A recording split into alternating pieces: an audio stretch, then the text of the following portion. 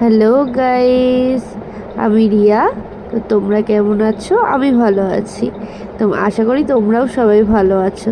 এই দেখো, তোমাদের তো আগের ভিডিওটাতে বলেইছিলাম আমরা একটু ঘুরতে যাচ্ছি।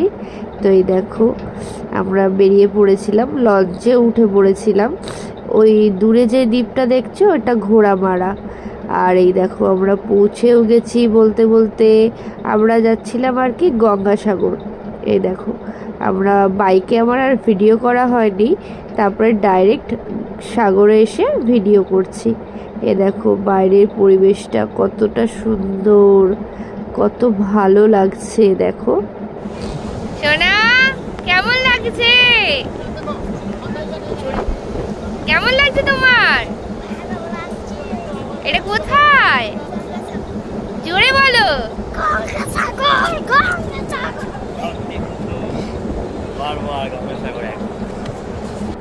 এই দেখো, ভিডিও করতে করতে একটা জিনিস চোখে পড়লো। ওনারা আর কি এই ঠাকুরকে খুবই মানেন, তাই সাগরের প্রান্তে এসে ওনারা ঠাকুরের নাম করে আর কি হাততালি দিয়ে গান শোনাচ্ছেন ঠাকুরকে, আর গঙ্গা মাকে আর কি সম্মান জানাচ্ছেন, তার কাছ থেকে আশীর্বাদ নিচ্ছেন। দেখো খুবই সুন্দর,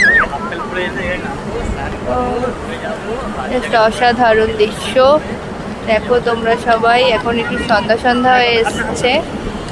এই যে সমুদ্রের ঢেউ, কত লোক, এই যে,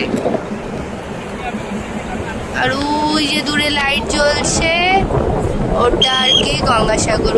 ওই যে দূরে লাইটটা দেখা যাচ্ছে, ওইখানটা ঠিক এই জায়গাটা, এই জায়গাটা, ওই যে ওইখানটা হচ্ছে গঙ্গাসাগর আর কি। ওই মন্দিরটা কপিল মুনির আশ্রম, ওখানে।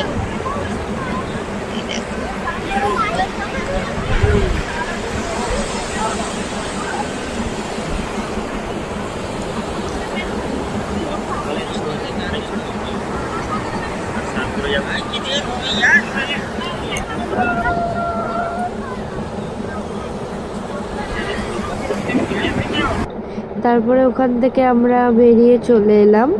এই দেখো, মন্দিরের কাছে চলে এসেছিলাম।